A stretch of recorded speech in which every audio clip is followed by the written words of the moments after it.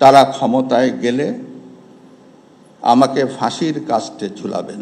ইতিহাসের এই জঘন্যতম বর্বরচিত কালো অধ্যায়ের সূচনা 2001 সালের 1 অক্টোবর। প্রতিহিংসার রাজনীতিতে মানবতা লাঞ্ছিত, সাম্প্রদায়িক সম্প্রীতি লণ্ডভণ্ড, মহান মুক্তিযুদ্ধের অবিনাশী চেতনা বিরোধী শক্তি বাংলাদেশ জুড়ে শুরু করে নারকীয় তাণ্ডব।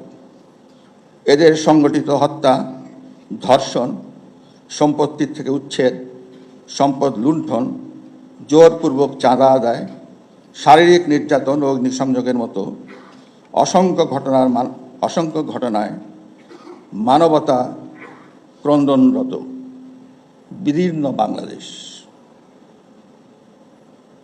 নির্মম, পাশবিক, জান্তব আক্রোশ, হিংস্রতা, প্রতিটি ঘটনা যেন মথিত হৃদয়ের বেদনাত্ম সমগ্রতা নিয়ে জীবন্ত অসহায় চিৎকারে বলেছে, এই কি আমাদের জন্মভূমি?